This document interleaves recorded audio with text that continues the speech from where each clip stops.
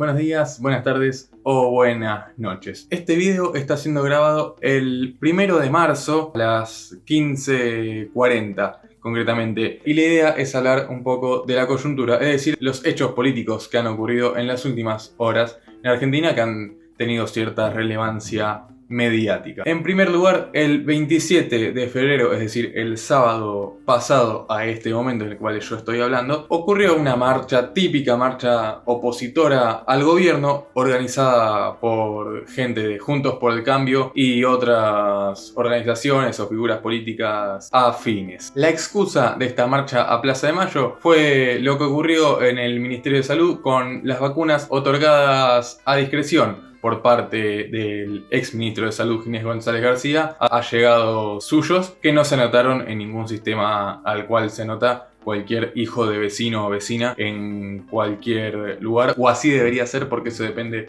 de cada provincia o de la Ciudad Autónoma de Buenos Aires. Ok, esa fue la excusa y esta gente reclamaba por más vacunas cuando hace unos meses veíamos que esta misma gente decía que las vacunas eran veneno, o hasta en ese tipo de marchas han llegado a decir que el COVID no existe, o parafraseando a lo que dice el presidente de Brasil, que es una gripecita, que no pasa nada, que hay que mantener activa la economía. Precisamente si algo no sucedió durante la gestión anterior, es decir, de Juntos por el Cambio, quienes gobernaron la Argentina desde el 2015 al 2019, fue una actividad económica próspera para el pueblo y no había pandemia. Bueno, esa misma gente que hablaba mal de la vacuna, ahora pide que haya más vacunas. Bueno, guste o no guste, en la provincia de Buenos Aires se está llevando a cabo un operativo de vacunación muy grande y muchos abuelas y abuelos, personal de salud, docentes, se han vacunado y no han tenido problemas a la hora de anotarse para ser vacunados precisamente. Sin embargo, en la Ciudad de Buenos Aires, el primer día que se abrió la web para que la gente se pueda inscribir, la página colapsó. Ese día fue el mismo que se dio a conocer lo ocurrido en el Ministerio de Salud, que le costó el cargo a Ginés González García, lo cual personalmente me parece bien, está bien renunciado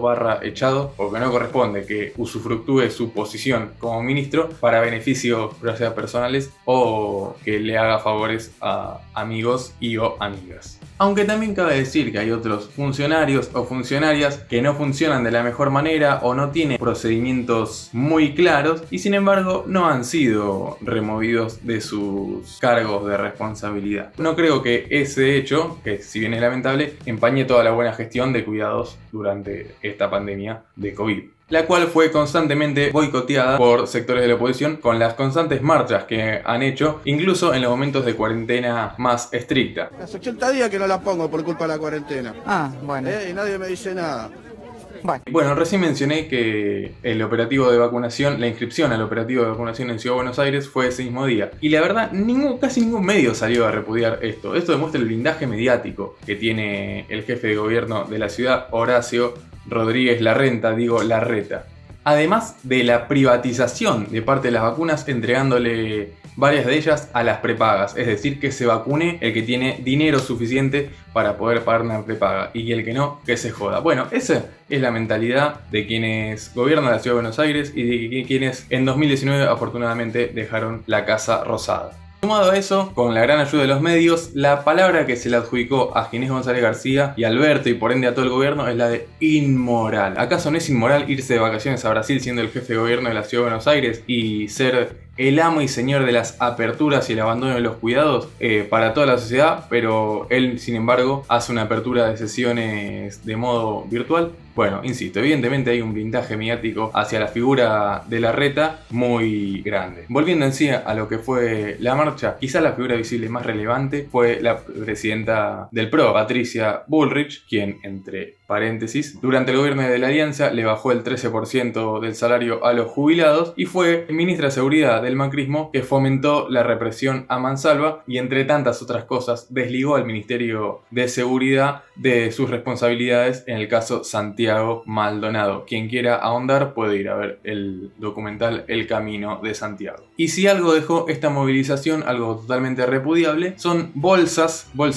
fúnebres con varios personajes o figuras o simbolismos referidos a lo nacional o popular o hacia figuras para intentar llevar agua por su molino, porque ellos suponen que que son figuras con imagen negativa para la sociedad en su conjunto, para ellos que creen estar en el medio o que a lo mejor no están al tanto de las noticias y de lo que sucede con lujo de detalle. Pero bueno, entre los nombres y referencias que figuraban en esas bolsas estaba la Estela de Carlotto. Paréntesis, además Estela de Carlotto se vacunó como cualquier ciudadana en edad de riesgo, tiene 90 años y sacó un turno como corresponde. Sí hubo un título muy malicioso, podríamos decir una fake news de parte de Infobae. Sin embargo, en su nota abajo aclaraba algo que ella había dicho en Radio 10, que sacó el turno e hizo la fila como cualquiera. Así que demuestra que esta marcha está sostenida por mentiras. Y acá me parece que hay algo muy sencillo. Cuando alguien se mete con organismos de derechos humanos, en este caso Estela Carlotto como la presidenta de Abuelas de Plaza de Mayo, ya no hay más discusión que dar. El hecho es absolutamente repudiable y data realmente de quienes se trata. Estas personas son los descendientes de quienes bombardearon la Plaza de Mayo en 55 y de quienes desaparecieron 30.000 personas en la última dictadura cívico-militar y siguen siendo bancados por esos mismos grupos económicos que fomentaron y organizaron estos hechos. ¿Qué digo siguen siendo bancados? Son esos mismos grupos económicos. Entonces, digamos, son eso. Estaría bueno que los repudien sus propias figuras políticas y públicas con responsabilidad institucional, legislativa o en el Poder Ejecutivo. Y estaría bueno, pero la verdad que es más, sería más un caretaje que otra cosa. Ahora bien, hasta el momento no he marcado déficits o críticas constructivas con buena onda hacia el gobierno de Alberto Fernández. Una de ellas podría ser desligarse de evitar las aglomeraciones en movilizaciones opositoras en las épocas más duras de COVID con las cuarentenas más estrictas. Si bien eso corresponde institucionalmente al gobierno de la Ciudad de Buenos Aires, ya se cae Maduro, que por su tinte político no lo va a hacer. La policía de la ciudad está para reprimir laburantes y para reprimir marchas a favor de los derechos humanos, como reprimieron,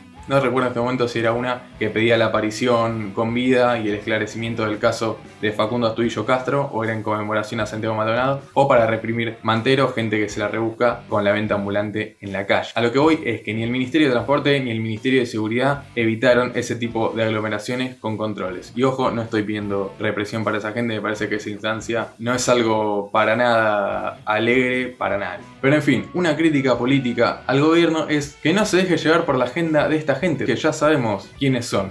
Hubo 4 años para hablar. ¿Por qué no me deja hablar a mí, por favor? Uno de los últimos videos de Pedro Rosenblatt, y lo nombro porque me parece importante que se toquen este tipo de temáticas en una plataforma como YouTube, se preguntaba, bueno, ¿qué podemos hacer nosotros como pueblo, como militancia organizada o como simplemente alguien que bancó la campaña de Alberto en pos de que tengamos un Estado presente y activo en políticas públicas de redistribución de riqueza y políticas igualitarias?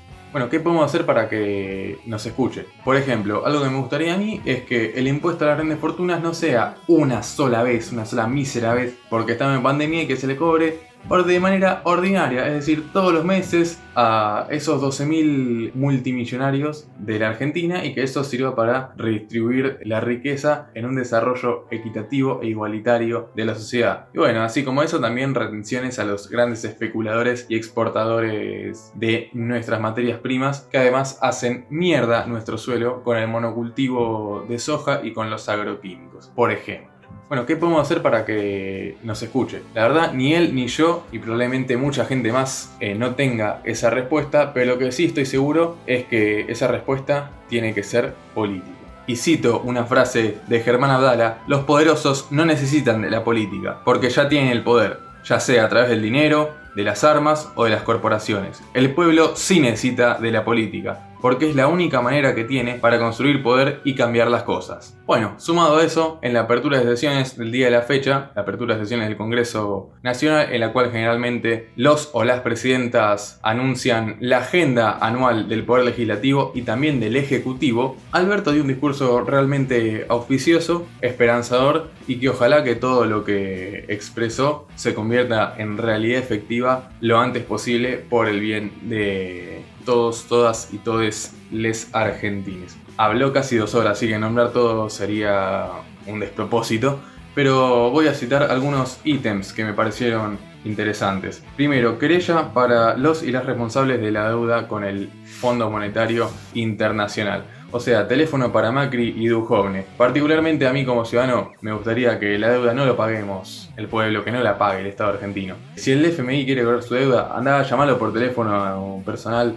a Macri, a Duhovne, cobrásela a ellos, que busquen toda la guita de esa deuda, que el pueblo no vio nada de eso. Prosigo. Proyecto de ley para desdolarizar servicios públicos. Bien, hacer que deje de doler tanto pagar facturas con realmente cifras y montos muy difíciles para los bolsillos de los laburantes. Bueno, que el Estado esté presente para proteger el bolsillo del pueblo. Reducir la brecha digital y universalizar el acceso a los servicios de tecnologías de la información y comunicación. O sea, teléfono para el ENACOM también es importante. Esto, por ejemplo, está saliendo por YouTube y para verlo se necesita internet, ya sea de wifi o para algún servicio, una factura, alguna de las empresas telefónicas. Así que eso también está bueno que pueda llegar a todos lados. Tenemos el ejemplo de San Luis, no lo conozco personalmente si funciona bien o más o menos, pero estaría bueno que el Estado Nacional y todos los estados provinciales puedan aportar a una mayor conectividad. Construir a la lucha de la violencia de género en una política de Estado y de toda la sociedad. Es imposible negar lo que está sucediendo con este tema. Hay un femicidio por día, cada menos de 24 horas o por ahí ronda la cifra. Bueno, como varones también tenemos que empezar a pensar qué hacer desde nuestro lugar para aportar con esta causa sin... No sé, no tengo la respuesta, pero sin tampoco ser protagonistas de las luchas de las compañeras. Esto me pareció interesantísimo y completamente necesario. Urbanización de 400 barrios populares para el año 2021.